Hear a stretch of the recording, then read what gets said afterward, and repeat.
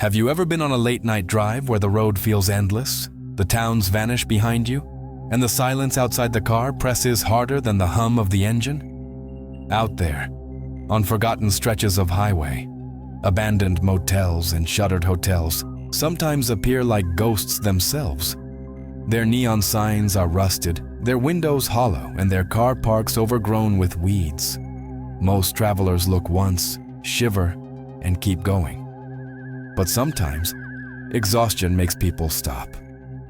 And when they do, what waits inside may not be meant for the living. More than 10 years ago, a young couple we'll call Daniel and Lynn found themselves on such a drive. They were city people, overworked and worn down. Daniel managed a new restaurant that demanded every waking hour. When he wasn't greeting customers, he was staying late to help close. His wife Lynn worked long shifts at another busy eatery across town. Both of them came home too tired to talk, let alone travel. Their 3-year-old daughter lived with Daniel's mother in a different province because neither parent could manage childcare with their grueling schedules. Every weekend, they promised themselves they would visit soon. Every weekend, exhaustion won. Then, one Friday night, a rare chance appeared. They both had the same evening off for the first time in months. After a late dinner in front of the television, Lynn spoke the words Daniel had been quietly dreading. "Let's go tonight. Let's drive to see her. Who knows when we'll have another chance." Daniel's bones ached with fatigue, but he knew she was right. Their little girl deserved more than phone calls and excuses. He sighed, nodded, and said, "Okay, pack a bag. We'll go now." By 11 o'clock, the couple was on the road, headlights slicing through the countryside. For the first hour, the city lights still lingered, but soon even the petrol stations and villages fell away. The road stretched into emptiness, the hum of tires on asphalt their only company. Daniel drove fast, eager to close the distance. His plan was simple: drive through the night, arrive before dawn, and spend a whole day wrapped in their daughter's laughter. But 2 hours in, fatigue began to weigh heavy. Lynn turned to him, concern in her voice. "If we arrive at 4 in the morning, your mother will have to wake up. None of us will sleep. Maybe we should find a place to rest for a few hours, then show up in the morning fresh." Daniel nodded slowly. She was right. A shower, a few hours of real sleep. Then they could greet their daughter with smiles instead of yawns. They began scanning the roadside for any sign of shelter. The road stretched on in silence, broken only by the steady drone of the engine. Daniel rubbed his eyes, forcing them to stay open as the clock ticked closer to 1 in the morning. The countryside outside seemed endless, a blur of trees and open fields sliding past in the dark. Lynn leaned against the window, her reflection faint in the glass. But her mind was awake, scanning the darkness for a glow of neon or a roadside sign. For long minutes, there was nothing. No towns, no petrol stations, not even a farmhouse light in the distance. Daniel began to wonder if stopping for rest had been a mistake. He tightened his grip on the wheel, telling himself they could push through to morning if they had to. But then Lynn pointed ahead. "There," she said. On the right shoulder of the highway, barely visible in the dim headlights, stood a rusted metal post with a battered arrow nailed to it. Faded letters spelled one word: hotel. The paint was flaking, the wood warped with age. It looked like a relic from decades earlier, as if the place it promised had long since been forgotten. Daniel slowed, staring at the sign. "It looks ancient," he muttered. "Still," Lynn insisted, "it's the only thing we've seen in miles.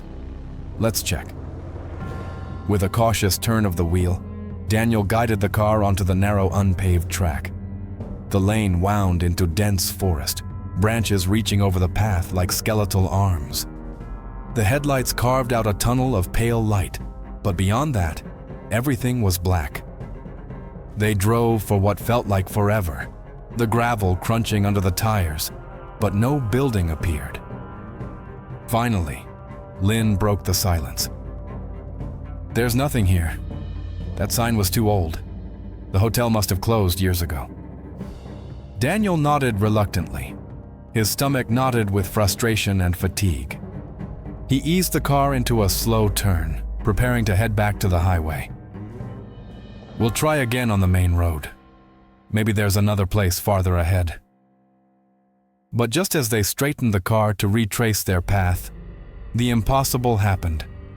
A mile ahead, glowing faintly in the darkness, stood a multi-story hotel, 6, maybe 7 floors high, its windows black but unmistakably solid against the tree line.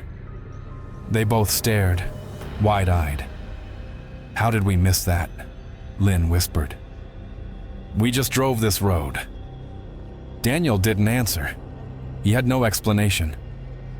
The building hadn't been there before. He would have sworn it. Yet now it loomed clear and undeniable, as though it had been waiting for them to turn back. Too tired to argue with reason, too weary to keep driving, they exchanged a nervous glance. Then Daniel pressed the accelerator, steering them toward the structure that had materialized out of nowhere. As they rolled closer, the building loomed larger with every passing second. What struck Daniel first was the sheer size of it. 6 or 7 stories tall, a structure that should have dominated the road the first time they passed. There was no fog, no hills to block the view. Yet only now did it reveal itself, standing solitary among the trees like it had grown out of the earth itself. The hotel's facade was weathered, its pale paint peeling in long streaks, the balconies sagging with rust. A cracked neon sign dangled above the entrance, its letters long dead. Still, the shell of the building was intact, defiant against the years, as though it had been frozen in time and kept alive by something other than guests. The car park stretched wide and empty. Not a single car, not even an old truck or motorbike abandoned in the corner. Gravel crunched loudly beneath the tires as Daniel pulled in, the noise too sharp in the heavy silence. He parked near the front entrance and switched off the engine. The sudden quiet that followed was suffocating. Lynn clutched her bag a little tighter and looked out the window. "Why is it so empty? Where are the other guests? Where are the lights?" Daniel forced a thin smile, trying to ease her nerves. "It's late. Maybe no one else is staying here tonight." But the words rang hollow even to him. A hotel this size, in total darkness, without so much as a night security guard. It didn't make sense. The air outside felt cooler than it should, tinged with dampness that clung to their skin. As they stepped out, Lynn slipped her arm around his, pressing close. "Why does this place feel wrong?" she whispered. Daniel didn't answer. The truth was, he felt it too. A creeping unease that seeped from the cracked walls and the black windows watching them. But fatigue overpowered fear. All he wanted was a bed and a few hours of sleep. They walked together toward the entrance. The glass doors stood closed, their surface smeared with streaks of grime.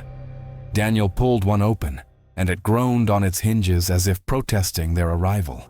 A gust of stale air spilled out, heavy with the scent of mold and something faintly metallic, like rust or blood. Beyond the doors stretched the lobby, dimly lit by a single flickering bulb. The furniture was outdated, the wallpaper faded, but everything was strangely tidy, as though someone had wiped the dust away only hours before. Lynn gripped his arm tighter. "Are you sure about this?" Daniel swallowed hard and stepped forward, leading her into the lobby. "It's just for a few hours," he said. "We'll be fine." The door closed behind them with a heavy thud, sealing them inside. The lobby was vast but eerily empty. Their footsteps echoed as if the room itself were hollow, listening. At the reception desk, a tarnished bell sat waiting. Daniel pressed it once, the sharp ring cutting through the silence. For a long moment, nothing happened. He pressed it again, this time harder. From the shadows of a back room, an elderly woman appeared. Her back was slightly bent, her gray hair tied neatly in a bun. She wore a faded uniform that might once have been crisp and professional. What unsettled Daniel was her smile. Too wide, too sudden, as though it had been painted on. "Welcome," she said softly. Her voice trembled with age but carried an odd warmth, almost rehearsed. Daniel cleared his throat. "Just one room for the night. Nothing fancy. We'll leave early." The woman nodded and pulled out a thick ledger, its pages yellowed and curling at the edges. With deliberate strokes, she wrote Daniel's name, then slid a brass key across the counter. "Third floor," she said. As they turned to leave, her voice followed them. "Don't forget, before you climb the stairs, you must take something from the box." Daniel frowned. "What box?" She lifted a bony hand and pointed toward the stairwell. There, tucked against the wall, was a cardboard box filled with envelopes and slips of paper stacked unevenly. They looked like discarded mail, coupons, or scraps of handwritten notes. A chill passed through Daniel. "We don't need that," he muttered, reaching for Lynn's arm. But Lynn hesitated. She crouched by the box and plucked one envelope from the pile. "Maybe it's just a guest survey or a coupon," she said, trying to sound casual. She tucked it into her bag and followed Daniel up the creaking stairs. The hallway stretched long and dim, doors lined on either side. Each one was closed, silent, as if no one had walked there for years. Their footsteps echoed unnaturally, bouncing back as if the space were deeper than it looked. Finally, they reached their room. The lock clicked open with surprising ease. Inside, the air smelled faintly of disinfectant, covering something older beneath it. The wallpaper was faded, the carpet stained, but everything was neatly arranged.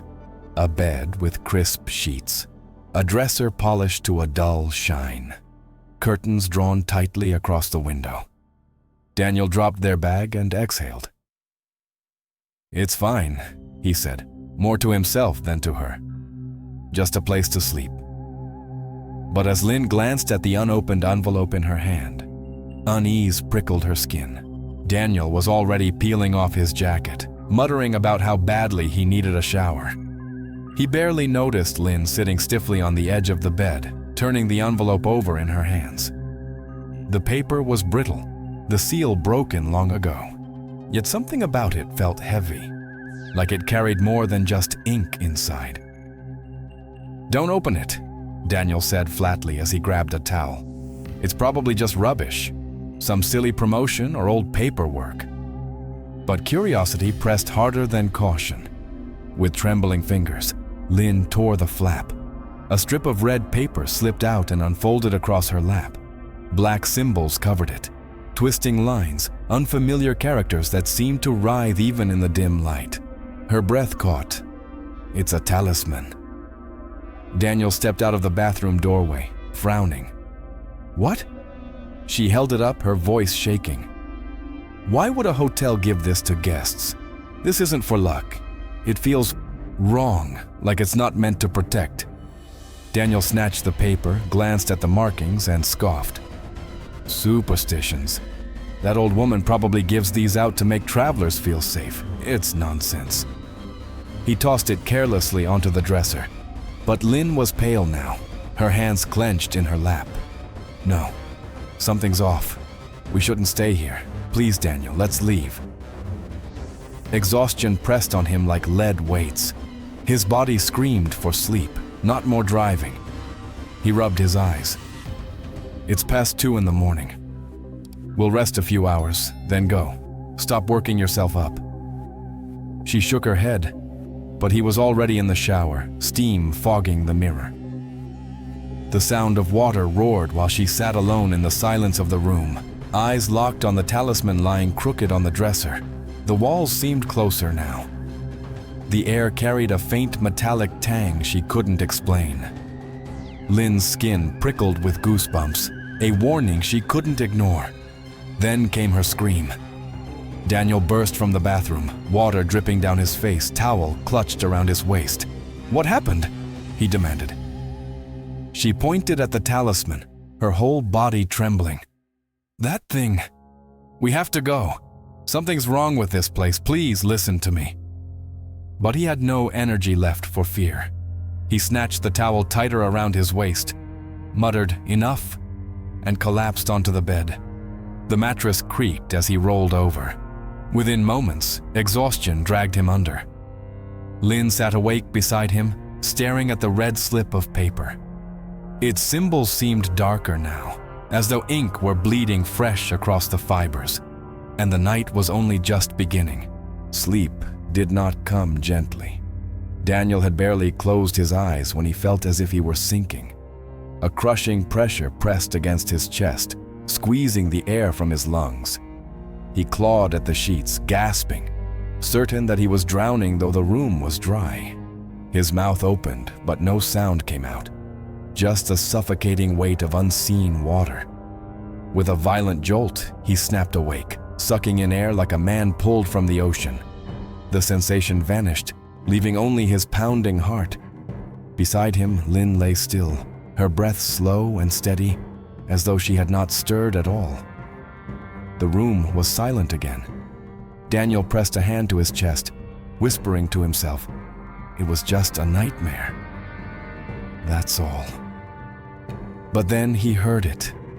A faint metallic scrape at the door. Slow, deliberate, as though someone were testing the lock. His pulse leapt. He strained his ears and the sound grew clearer. The rattle of a knob, the scratch of metal against metal. Someone was trying to get in. Daniel sat up, muscles tense. "Who's there?" he shouted into the darkness. For a moment, silence. Then a muffled voice from the hallway answered. "Room service, delivering what was ordered." His brow furrowed. They hadn't ordered anything. He glanced at Lynn, still asleep, her face peaceful. Confusion swirled with fear. Barefoot, he crept to the door and pressed his eye against the peephole. The hallway stretched empty, dimly lit by a single bulb. No one was there. He hesitated, then slowly unlatched the door and cracked it open. The corridor was deserted, quiet as stone. But when he looked down, his stomach lurched. On the floor sat a serving tray, plates piled high with food, noodles, meat, vegetables. Only it wasn't fresh.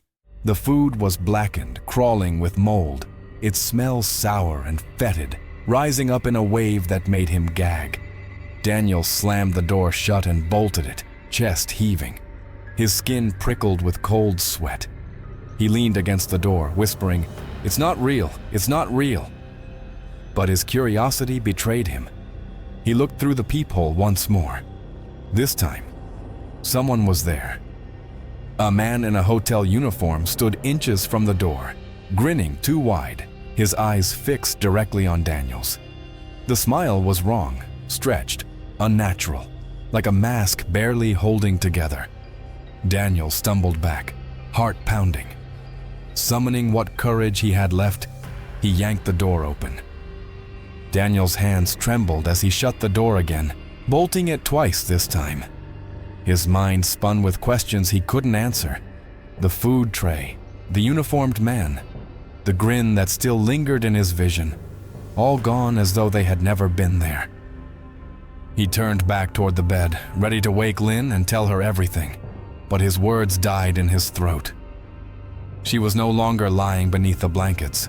She was standing barefoot on the mattress, her eyes glassy with tears. In her hands she clutched a rope, thick, coarse, frayed at the ends. She looped it quickly around the ceiling fan, her sobs breaking the silence of the room. "Lynn!" Daniel shouted, lunging forward. He grabbed her wrists, pulling the rope free before she could tighten it. "What are you doing?" She collapsed into his arms, trembling uncontrollably. "I had a dream," she whispered, her voice ragged. "Someone told me not to leave the room. They said if I wanted to survive, I had to hide. If I didn't, I'd die here."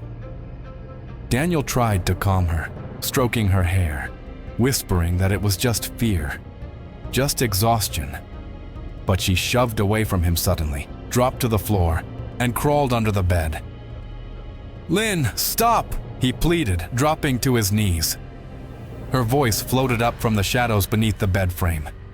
"It's safe here. You need to come too. Please, hide with me." Against every instinct screaming in his head, Daniel slid onto the dusty carpet beside her. He told himself it would calm her, that he would keep her safe no matter what. He lay stiffly in the darkness, the underside of the mattress inches above his face. At first, her presence beside him was a comfort. He could hear her breathing, shallow but steady. Slowly, she seemed to drift into sleep, her trembling easing. Then the smell came. It crept in faint at first, then grew thick and unbearable. The stench of rot, of something dead too long. Daniel gagged, turning toward her. "Do you smell that?" he whispered. "Lynn." But the words stuck in his throat. The face beside him was not his wife's. It was a corpse. Skin stretched tight and leathery, lips shriveled back to reveal blackened teeth, eyes sunken deep into hollow sockets. Its grin was wide and unnatural, the same grin he had seen through the peephole. Daniel screamed, scrambling backward, slamming his head against the frame as he clawed his way out from under the bed. His chest heaved, his whole body trembling as the smell of death clung to his lungs. When he finally pulled himself to his feet, the space beneath the bed was empty. Daniel staggered back from the bed, his chest rising and falling in panicked gasps. The corpse's grin was burned into his vision, its hollow eyes staring through him even though the space beneath the bed was now empty. He could barely breathe. He had to get out. He tore open the door and stumbled into the hallway, shouting for help. His voice echoed along the corridor, bouncing back at him unnaturally. Doors creaked open. Pale faces peered out. Men, women, their expressions oddly blank, their eyes fixed on him in silence. One man stepped forward, his movements stiff, and asked calmly, "What's wrong?" "My wife, under the bed, there was..." Daniel stammered, pointing frantically back into the room. The man brushed past him without a word, knelt, and looked beneath the bed. After a moment, he stood again and turned to Daniel. His voice was flat, devoid of concern. "There's nothing here." Daniel's stomach dropped. He forced himself to look once more. The space was bare. No corpse, no wife, just emptiness. Panic surged. He shouted her name, tore through the bathroom, the closet, every corner of the room. Nothing. She was gone. His chest felt like it might burst. With no other choice, he bolted down the staircase, feet pounding against the carpet. When he burst through the front doors into the night air, the sight froze him in place. Their car sat alone in the car park, windows fogged slightly from breath inside. He sprinted toward it, flung open the door, and there she was. Lynn lay curled in the passenger seat, asleep, her face peaceful under the dim glow of the dashboard light. Daniel shook her awake, his voice breaking. How did you get here? You were upstairs, I saw you, She sat up, confused. "I left a long time ago. That paper scared me. I didn't want to wake you, so I came out here to sleep in the car." Her brows furrowed. "Why are you drenched in sweat? What happened?" Daniel could only stare, his hands trembling on the steering wheel as he climbed in. "We're leaving? Now?" Gravel spat under the tires as he sped out of the car park, refusing to glance in the mirrors. His wife pressed him for answers, but he said nothing, eyes locked on the road. Finally, when they reached the main highway, he risked one look back. His blood ran cold. The hotel behind them was dark, lifeless, its windows shattered, vines climbing its facade. The lobby where the old woman had greeted them was nothing more than an overgrown ruin. Even the road sign that had led them there was gone, leaving only a rotting post leaning in the dirt. By the time they reached his mother's home, dawn was breaking. They clung to their daughter as if afraid she might vanish. Later that morning, Daniel told his mother everything. She listened quietly, then said in a hushed voice, That hotel closed in 1992. Too many deaths. Some say accidents, some say worse. No one stayed there since. Daniel felt the blood drain from his face. He realized he had left behind his bag, his clothes, his wallet. But the thought of returning made his stomach twist. "They can keep it," he whispered. "It's theirs now." In the years that followed, Daniel avoided deserted hotels at all costs. He drove past them, even if it meant hours without rest, because he knew what others only guessed. Some places don't forget. Some buildings cling to sorrow, replaying it until another traveler walks through their doors. And sometimes, what greets you inside is not staff, not guests, not even your loved ones. Sometimes, it's the echo of a death that refuses to end, waiting for someone new to join its story.